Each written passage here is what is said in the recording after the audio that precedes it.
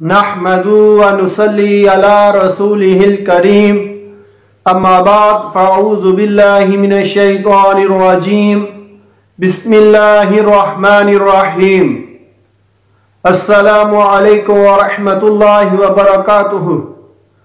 मोहतरम नाज़रीन, आप देख रहे हैं नयाब-रोहानी अमलियात। मैं हूं साहबजादा अब्दुल वहीद। आप कैसे हैं? उम्मीद करता हूं आप सब खैर व आफियत से होंगे। अल्लाह रब्बुल इज्जत आप सबको अपने हिफ्ज़ व अमान में रखे, आप सब पर अपनी रहमतों का नज़ूल फरमाए। नाज़रीन, जो लोग हमारे चैनल पे नए आए हैं, जिन्होंने अभी तक हमारे चैनल नयाब-रोहानी अमलियात को सब्सक्राइब नहीं किया, उन सबसे गुजारिश है कि सबसे पहले वीडियो के नीचे लाल रंग के बटन को दबाकर हमारे चैनल नयाब-रोहानी अमलियात को जरूर सब्सक्राइब करें और उसके साथ बेल आइकन घंटी के बटन को भी जरूर दबाएं ताकि हमारी हर नई आने वाली वीडियो का नोटिफिकेशन सबसे पहले आप पा सकें। मोहतरम नाज़रीन, आज मैं एक बहुत मुजर्रब और लाजवाब रूहानी इस्तखारा लेके हाजिर हुआ हूं। इस्तखारा एक ऐसी चीज है कि जिसके जरिए इंसान अपने दीनी और दुनियावी कामों में फायदा हासिल कर सकता है, इस्तिखारे से मदद हासिल कर सकता है। इस्लाम में इस चीज की इजाजत दी गई है कि इस्तिखारा, कोई भी काम करो उससे पहले इस्तिखारा करो। इस्तिखारे से बहुत सारे बेशुमार फायदे हासिल हो सकते हैं। अगर कोई इस्तिखारा करे तो उसको जरूर फायदा हासिल होगा। बहुत सारे ऐसे काम होते हैं जिनमें हम इस्तिखारा नहीं करते, इस्तिखारे के बगैर काम करते हैं। बाज़-औक़ात तो उसमें फायदा हो जाता है और बाज़-औक़ात नुकसान हो जाता है।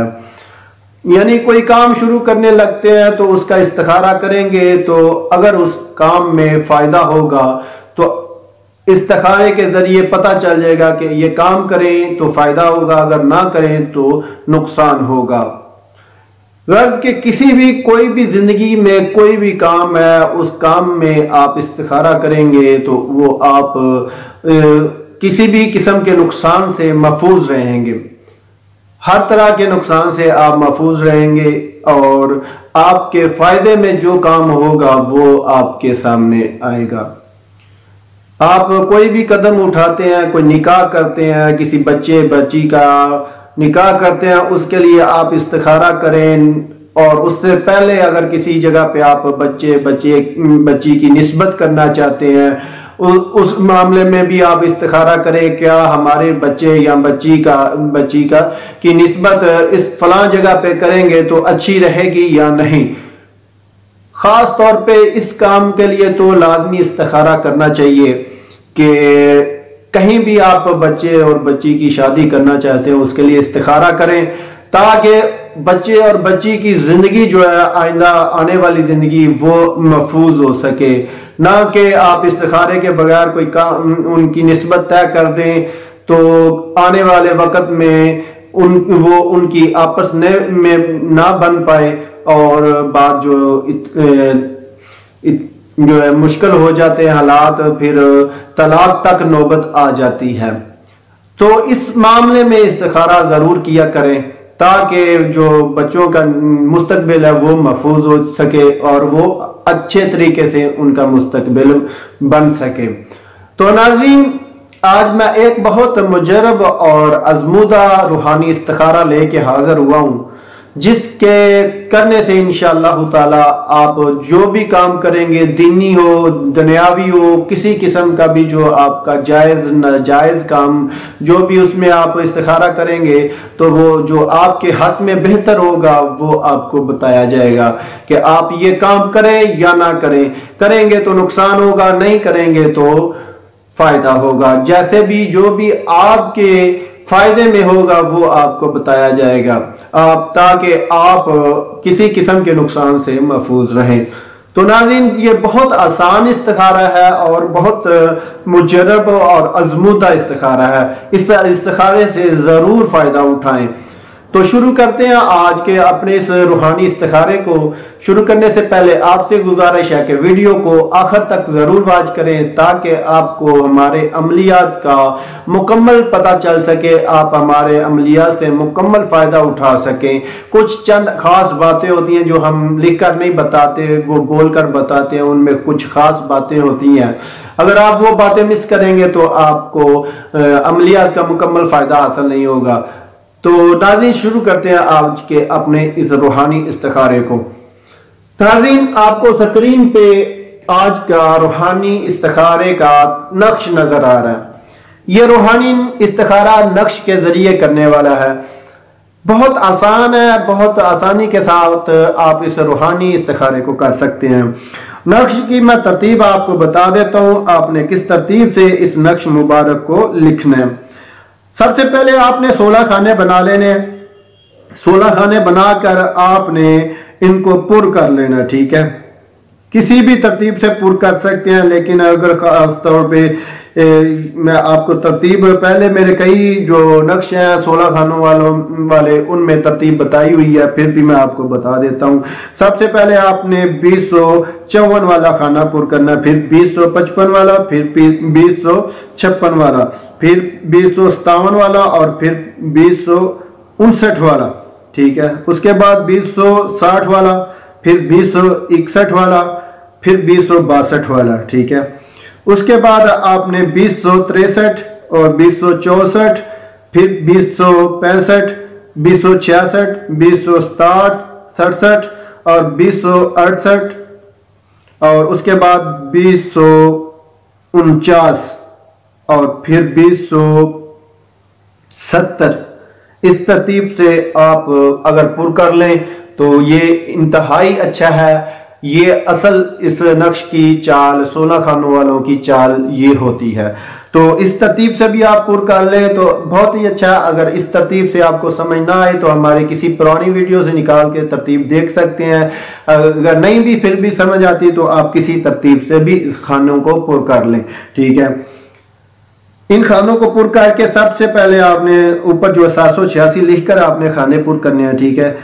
जब खाने पुर कर लें तो फिर ऊपर जो लिखा हुआ वह इंदा हु मुफातिहु हुल गैबी ला यालमुहा, ठीक है, ये लिख लेना। उसके बाद आपने लेफ्ट साइड पे जो आयात लिखी है लेफ्ट साइड से शुरू करना है, इल्ला हुआ व यालमु, इस तरफ से आपने शुरू करना है। इस तरतीब से आपने लिखना, लेफ्ट साइड से फिर नीचे लिखना है और फिर राइट साइड पे लिखना है। इस तरतीब से आपने इस नक्श मुबारक को लिख लेना है। जो कोई शख्स भी दीनी, अपने दीनी दुनियावी कामों में इस्तिखारे के जरिए मदद हासिल करना चाहता है तो वो इस रूहानी इस्तिखारे को इस तरह करे कि बावजू हालत में एक सफेद कागज पर इस रूहानी नक्श को लिख ले। लिखकर इस रूहानी नक्श को अपने तकिए के नीचे रखे और उसके बाद दाहिनी करवट सो जाए। दाहिनी तकिए के नीचे रखना है या तकिए के बीच में रख लें, या तकिए के या जहां गुम होने का खदशा ना हो उस जगह पे रखना है। आपने तकिए के बीच में रख लें, वो सबसे बेहतर है। लिखकर खुला हुआ तवीज़ ही रखना है, आपने इसको बंद फोल्ड नहीं करना, ठीक है, खुला रखना है। खुला रख के इसको तकिए में रख लें और दाहिनी करवट सो जाएं। याद रहे कि जिस्म, कपड़े और बिस्तर पाक होने चाहिए, ठीक है। ये खास शर्त है कि जिस्म भी पाक हो और कपड़े भी, और जिस बिस्तर पे आपने सोना वो बिस्तर भी पाक होना चाहिए, ठीक है। जो बिस्तर और कपड़ों को खुशबू जरूर लगानी है, ठीक है। खुशबू जरूर लगाएं बिस्तर को और कपड़ों को, ठीक है। इंशाअल्लाह ताला इस्तिखारे में रात को नींद में आपको जिस नियत से भी आप ये इस्तिखारा करेंगे उस काम के मुतल्लिक सारा हाल खुलकर सामने आ जाएगा।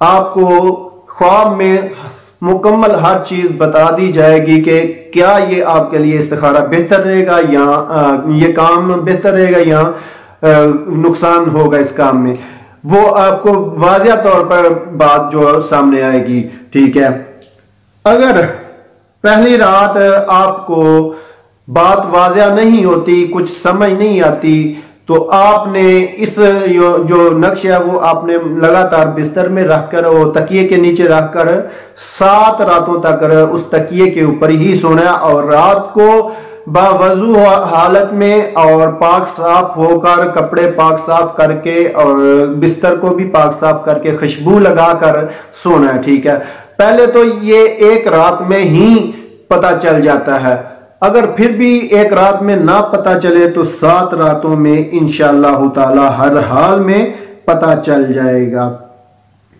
नाज़रीन, ये बहुत मुजरब और आजमुदा इस्तिखारा है।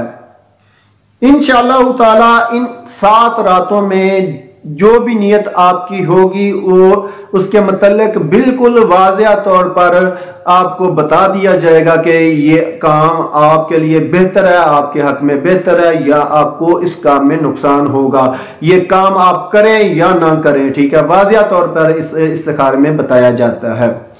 तो नाज़रीन, ये था आज का हमारा रूहानी अमल।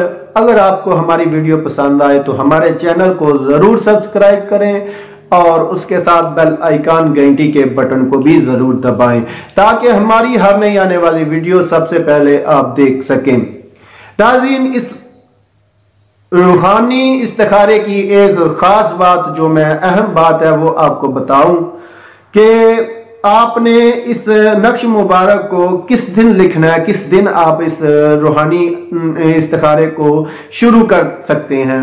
इस इस्तिखारे को आपने मंगल के दिन इशा के बाद, यानी कि आगे बुध की रात शुरू हो जाती है। ठीक है, मंगल का दिन गुजार कर रात को इशा की नमाज के बाद आपने इस नक्श मुबारक को लिखना है और बुध उसी रात आपने इसको शुरू करना है। ठीक है, यानी कि मंगल का दिन गुजर जाएगा, रात जो होगी वो बुध की होगी, उस रात बुध की रात को आपने इस अमल को शुरू करना है। ये इस इस्तिखारे की अहम बात है। तो नाज़रीन, अगर किसी बात की आपको समझ नहीं आई तो हमारा व्हाट्सएप नंबर मौजूद है, आप उस पर राब्ता कर सकते हैं, कमेंट्स में राब्ता कर सकते हैं, पूछ सकते हैं। अगर आपको कोई ऐसा वजीफा चाहिए जो हमारे चैनल पे नहीं मौजूद तो वो हमें व्हाट्सएप पे राब्ता करके पूछ सकते हैं। तो नाज़रीन, मिलते हैं आगे एक नई वीडियो के साथ, तब तक इजाजत चाहता हूं। अल्लाह हाफ़िज़।